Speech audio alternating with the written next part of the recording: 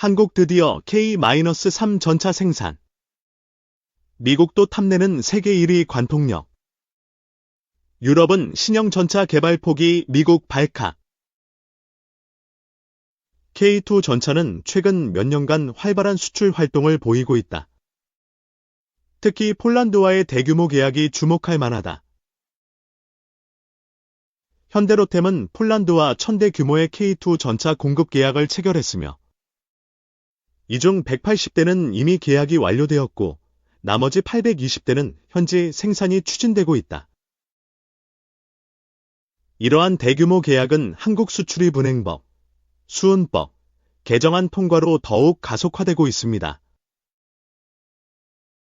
또한 루마니아와의 협상도 활발히 진행 중이다. K2 전차는 성능, 가성비, 납기 일정 준수, 유지보수 지원 측면에서 높은 평가를 받고 있으며 루마니아 실사격 테스트를 포함한 다양한 테스트를 성공적으로 마치고 있다. K3 전차는 차세대 전차로서 다양한 혁신적인 기술이 도입되고 있다. K2 전차의 업그레이드 버전으로 130mm 활강포, 정찰용 드론, AI 승무원 등 최신 기술이 적용될 예정이다. 특히 130mm 주포는 기존 120mm 주포에 비해 약 50%의 관통력 향상을 기대할 수 있으며 원격 사격 통제 체계, RCWS와 같은 첨단 시스템도 도입된다. K3 전차는 유무인 압동 시스템을 통해 미래 지상전에서의 운영 효율성을 극대화할 것으로 보인다. 이러한 발전은 K2 전차와의 연속성뿐만 아니라 전 세계 전차 시장에서의 경쟁력 향상에 기여할 것이다. 이러한 수출 활동과 기술 발전은 한국 방산 산업의 글로벌 입지를 강화하는 중요한 요소로 작용하고 있다. 실전용으로는 낙제점 북한 최신 전차 자주포의 실체. 군수산업은 부가가치 창출이 목적인 다른 산업과 달리 그 어떠한 직접적인 경제적 가치 창출 효과가 없는 말 그대로 소모성 산업이다. 그럼에도 불구하고 인프라를 구축하고 제품을 만드는 데는 다른 그 어떤 산업보다 많은 비용이 들어간다. 특히 무기체계는 한 세대를 넘어갈 때마다 개발비는 물론 획득 비용이 몇 배씩 치솟기 일수다. 불과 한 세대 전 대당 20억에서 30억 원에 불과하던 전차나 장갑차는 이제 대당 100억 원이 우습고 300억에서 500억 원 하던 전투기는 이제 1000억, 2000억 원은 줘야 하는 세상이 됐다. 이 때문에 어지간한 경제력을 가진 나라가 아니라면 독자적인 무기 개발과 대량 생산은 엄두도 내지 못하는 세상이 됐고 많은 나라는 기존 무기 체계를 개량해 더 오래 쓰거나 신규 무기를 구매하더라도 공동구매 형태로 최대한 가격을 낮춰보려는 노력을 기울이고 있다. 오랜 경제난을 겪은 북한은 다른 나라들보다 상황이 더 안 좋다. 인간의 욕망이라는 가장 중요한 고려 요소를 배제하고 있는 공산주의 경제 시스템은 실패할 수밖에 없고 이 시스템을 채택한 나라는 필연적으로 경제적 몰락의 길을 걸었다. 북한 역시 해방 직후에는 일제가 남기고 간 각종 인프라와 풍부한 지하자원, 중국, 소련의 지원 덕분에 남한보다 잘 살았지만 1970년대 중반 이후 내리막길을 걷기 시작했고 1990년대에는 고난의 행군이라고 표현되는 최악의 경제 식량난을 겪었다.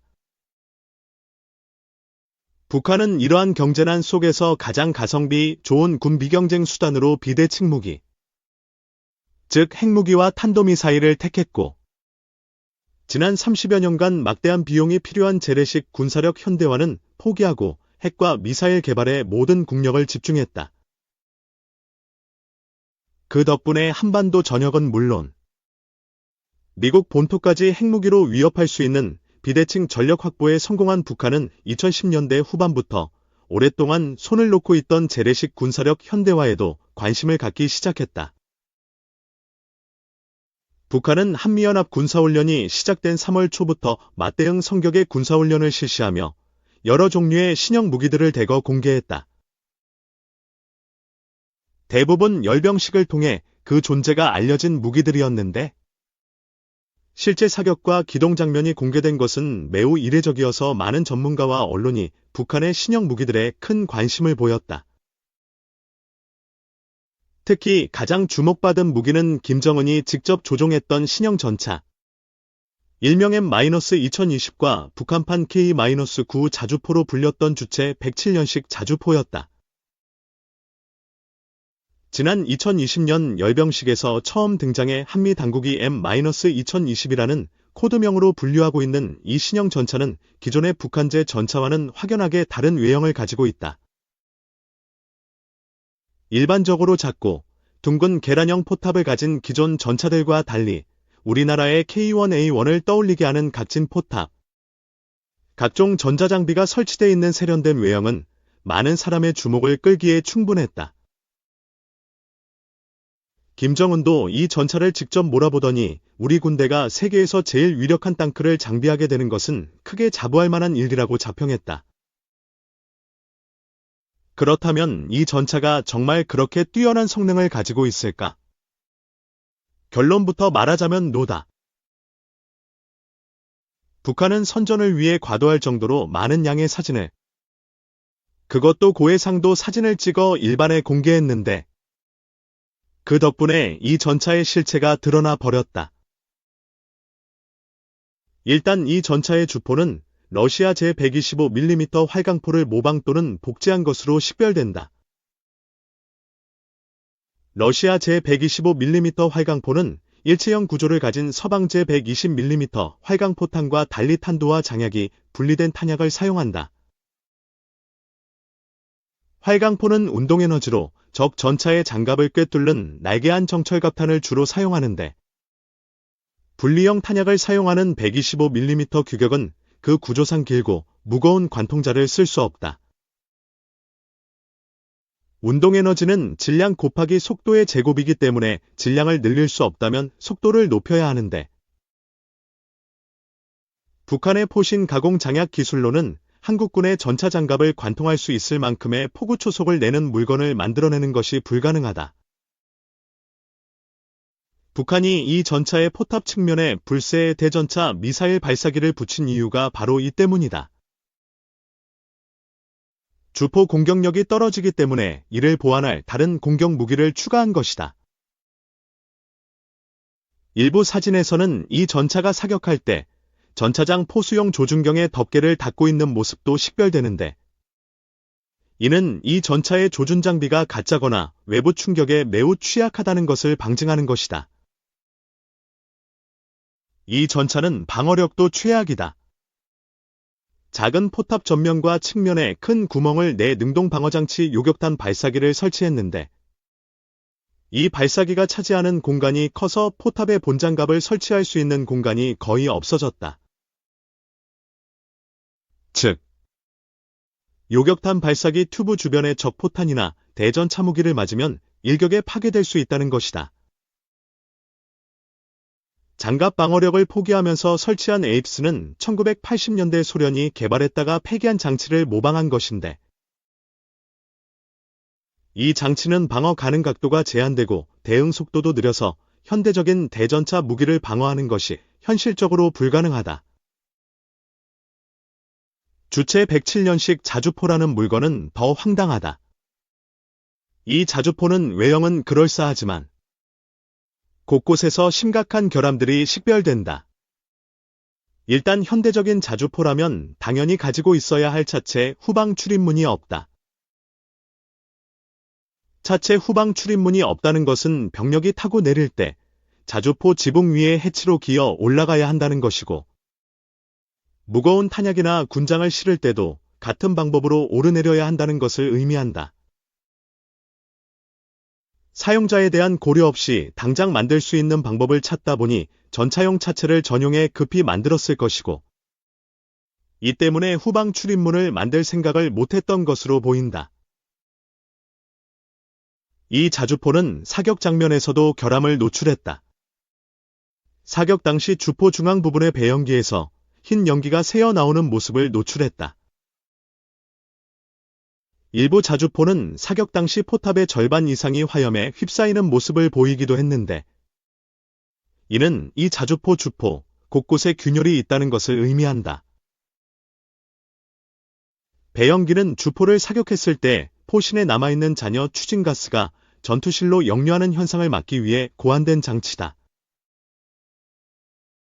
여기서 연기가 새어 나왔다는 것은 배연기에 균열이 있다는 것을 뜻하고, 이는 주포 사격 시 포신이 폭발할 수도 있다는 것을 의미한다. 주포 발사 시 발생한 화염이 역류의 포탑을 뒤덮은 것도 주포와 차체를 연결하는 결합부 어딘가에 문제가 있다는 것을 뜻한다. 주포 발사 시 모든 추진가스는 포신 전방으로 향해야 한다. 추진가스는 포탄을 밀어내면서 작용-반작용의 법칙에 따라 일부는 뒤로 역류하는데, 화염 또는 가스가 역류의 전투실로 들어올 경우 승무원이 질식하거나 전투실 내부의 탄약이 유폭을 일으키는 사고가 발생할 수 있다. 이 때문에 약실과 배연기 등은 철저하게 밀폐돼 있어야 하는데, 주체 107년식 자주포는 그렇지 못했다. 추진가스가 역류하고 샌다는 것은 장약이 약실 안에서 폭발하면서 발생한 추진가스가 온전히 포탄을 밀어내는 힘으로만 사용되지 못한다는 것을 의미한다. 긴 호스를 사용해 화단에 물을 줄 때 호스 중간에 구멍이 뚫려 있으면 원하는 수준의 수압이 나오지 못하는 것처럼, 추진가스가 중간에 새면 포탄을 멀리 밀어낼 수 있는 충분한 힘을 만들어낼 수 없다. 즉, 주체 107년식 자주포는 포 자체가 가진 결함 때문에 장거리 사격이 불가능하다는 말이 된다. 제 아무리 높은 위력의 장약을 쓰더라도 추진가스가 새는 구조라면 포탄을 멀리 밀어내는 것이 불가능하고, 이 문제를 보완하기 위해 더 강한 장약을 쓰면 약실 또는 포신이 폭발할 수 있는 화포라는 것이다.